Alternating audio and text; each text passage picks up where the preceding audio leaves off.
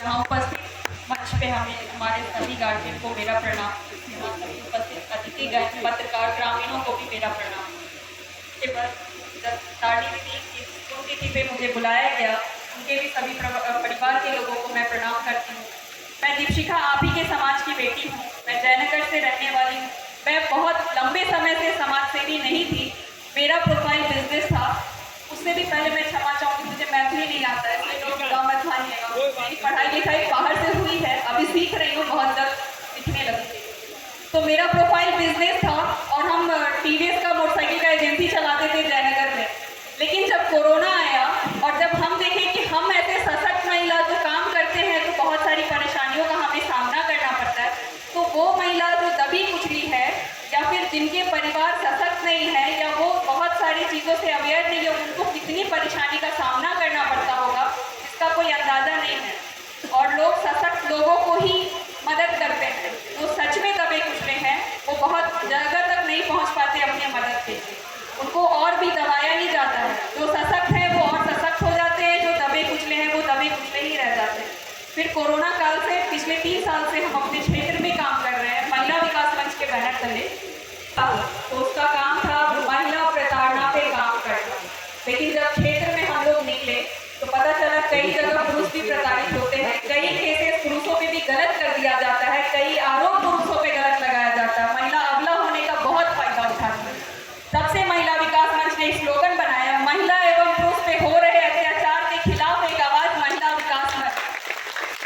तब से हम लोग पुरुषों प्रताड़ना पे भी काम कर रहे हैं। और मुझे बताते हुए बहुत शर्म की भी बात है, हमारे क्षेत्र की भी, हमारे जिला की भी कई महिला जो पुरुषों पे गलत केस कर रखी है या गलत आरोप लगाई हुई है अपने पति पे, उनके लिए भी हम लोग लड़ रहे हैं। क्योंकि हम घरेलू हिंसा पे काम करते हैं तो बहुत ज़्यादा केस हम मीडिया में नहीं देते हैं, लेकिन कुछ केस फिर भी हमारा मीडिया में आते रहता है। तो हमारा काम फिलहाल यही है। बाकी और भी सशक्तिकरण पे हम काम कर रहे हैं, जैसे कि हर पंचायत में सिलाई मशीन खुलवाना, जो दबे कुचले बच्चे हैं जो नहीं पढ़ सकते उनको हायर एजुकेशन के लिए भी बाहर भेज रहे हैं। हमने कई संस्था से भी टाई अप कर रखा है कि उनके कॉलेज का फीस नहीं लगता, बस रहने और खाने का फीस लगता है। हायर एजुकेशन के लिए हम कई बच्चों को अपने जिले से बाहर भेजते हैं। एक तो सशक्तिकरण पे सिलाई मशीन, पेंटिंग और भी बहुत सारे काम बहुत जल्दी जिले में शुरुआत हो जाएगी, क्योंकि हमें भी बहुत मेहनत करना पड़ता है। पहले प्रोजेक्ट बनवाना होता है, फिर पास कराना होता है, फिर फंड अरेंज करना होता है, तब काम करना होता है। तो बहुत सारी परेशानी हम लोग भी फेस करते हैं। लेकिन सशक्तिकरण पे भी अभी बहुत सारी महिलाएं सामने आप लोगों की आएंगी। देखिए, महिला आज से नहीं, शुरू से सशक्त है। महिला कमजोर कभी नहीं थी, महिला हमेशा से सशक्त है, लेकिन आगे वही आ पाई है जिसका परिवार उसका साथ दिया है या उसमें कुछ क्षमता है करने का।